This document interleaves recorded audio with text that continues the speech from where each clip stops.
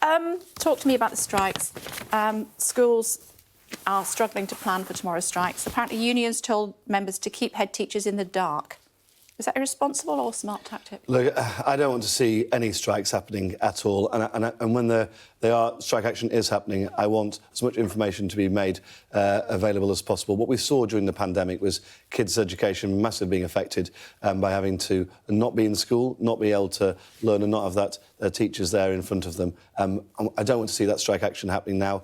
Those kids have already had a really tough time over the last few years. I think we should have teachers in the classroom teaching where possible. And I don't think we want to make it even more difficult for head teachers to prepare at the moment. OK, so are the tactics smart or are they irresponsible?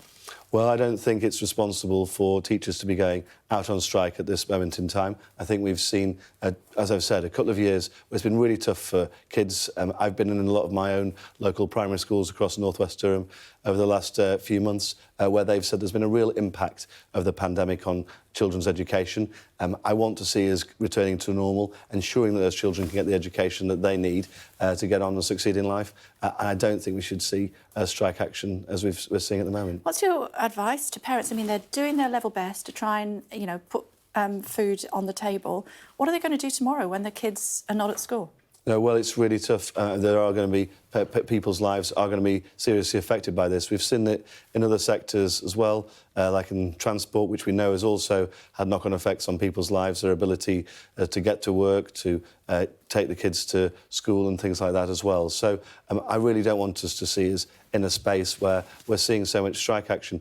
When it comes to classroom teachers, the average teacher is on about $39,500 a year. Whatever, the government's already offered a 5% settlement, which would take that to well over $40,000 a year. And that's the average classroom teacher, plus around a quarter of their salary as a pension contribution as well. I think it's a reasonable package overall. Look, I don't want to see public sector workers out on strike because the impact it has on everybody else. And you're right, it's not just on the kids, it's the knock-on impact on wider families as well and the ability of their parents to get to work too. OK, yesterday we heard how the MOD has been hollowed out by years of underfunding. We chatted to a former senior general as well who told us that money should be spent on defence rather than potholes, given that it's a subject close to your heart. Do you agree? I think what we need to see is a balance across government, if I'm totally honest. I don't think it should all be spent on one or the other. We've got to see that balance. We can only get that balance if we've got the economy growing. That's what I want to see us focus on. That's what I see. But a government's first responsibility is to defend the realm.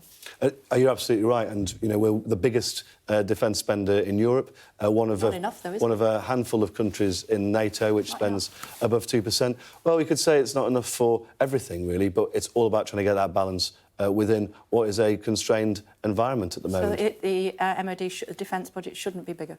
No, of course it should, but it's got to be grown. Where does that money come from? But it's got to be grown in that sensible way where we're still seeing 2% of GDP minimum there, but it's got to be done in a balanced way with other parts of the economy, like public services, health, education and transport and all those other things. It's all about us having to see things in the round. But do you acknowledge that defence has to be the most important? Defence is always the most important thing for any government to do. But I think when you see the way that, I was a special advisor in the Ministry of Defence before I was an MP a few years ago, the way that Britain stepped up when other countries didn't, when it came to Ukraine after the invasion of Crimea, as Britain, was the UK training their soldiers. It's the way you've seen it now with Rishi and Ben ensuring that we're the ones there at the forefront of sending heavy armour to help the Ukrainians. I think you can see Britain leading in Europe and as a world leader as well in defence. But, yeah, it's got to be part of a balanced package, but I want to see us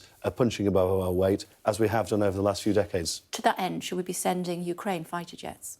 Well, I think we've got to see it in the round. I think what we've done is we've led the way with training initially. Now we've led the way with the NLAWs, the anti-tank missiles. That's why I'm asking whether we should lead the way with jets. Well, I think we need to. That's going to be the decision for somebody at a slightly higher level than me, with much more knowledge of the situation. No, you just told me you worked in the Ministry of Defence previously. I did, but I think you're hoisted by your own petard there, aren't you? I think what we've got to see is that the people of the knowledge of the situation at the moment need to make those decisions.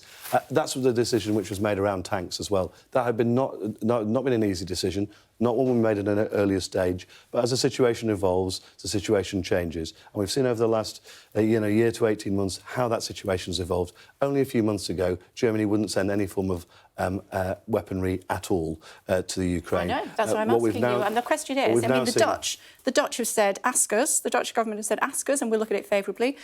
The Poles have said, ask us, and we'll look at it favourably. Should we be saying the same? I think the government will always look at all options, but what we've got to see... Will we look at it favourably? I'm sure we'll always look at everything that President Zelensky asked for favourably. That's why we've been there, the ones pushing on heavy armour.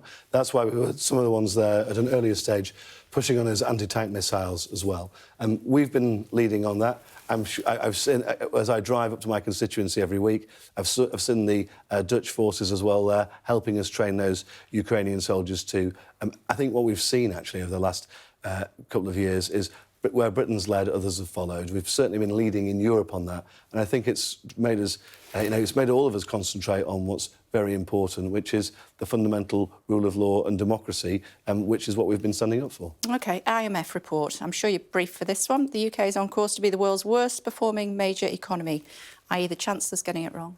Well, I think if you look into the IMF report... I did. What they've said also is that they've praised what the government have done since over the last few months with Jeremy and Rishi coming in and helping stabilise the situation. Couldn't have been worse, could it? I mean, the previous Prime Minister completely crashed the economy. What we also have seen over the last few months, though, is that actually the UK has outperformed the IMF's predictions for last year and the OECD's predictions and the year before. Since 2016, we've performed better than Germany, for example, which is Europe's largest economy. So I think, actually, when you see it in the round, I'm interested in outcomes. That was then, this is now. Indeed, and they made those same predictions then, and I'm interested in what's Our economy's even worse than Russia. Well, that's what they say. The proof will be in the pudding. So what are you saying? The IMF have got it wrong? Well, that's what they did in the last couple of years, and I think Britain can outperform its predictions like it has done for the last 2 years. When you look over the last couple of years, we've outperformed Germany and Japan as well. These are big world economies which we've outperformed relatively. I want to see us there. I'm not saying it's going to be an easy time. We've got those huge headwinds around energy prices, inflation, which isn't just knocking onto the fuel at the pump or onto gas, but it's also knocking onto things like food, which we've seen food price inflation so much higher. That's one of the reasons we've got to get inflation under control, because it makes everybody poorer, particularly those who can least afford it. You say that they are praising the Chancellor and the Prime Minister, but when I was reading it, it said they blamed the contraction of the British economy on a tighter fiscal and monetary policy.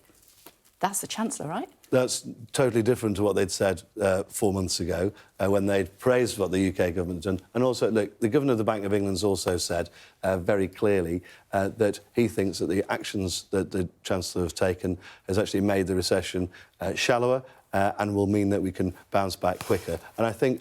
Just to clarify, the IMF is wrong and this government will prove them wrong about the economy here in Britain? I think so. And the IMF has also changed its mind on some of these aspects before, and the figures have shown that the IMF were wrong. That's why when we were predicted to be slower growing than other countries, actually we've been quicker than, say, Germany and Japan, and I think we can still outperform over the next few years as well. Who do you think will be the best chairman of the party? Oh, well, I mean, that's well above my pay grade, Kay. No, you've got a view. I do have lots of views, but... Well, who do you think will be most appealing to the electorate? It's usually best to keep those views to myself. Boris? I'm convinced that the Prime Minister will make a sensible... He smiled when I said Boris. A sensible and clear decision on the future. I don't think, in fairness, this is something that Boris will want to do. He seems to be quite happy doing what he's doing at the moment. Making quite a lot of money. Well, indeed. OK, it's good to see you. Thanks very much indeed. Much appreciated.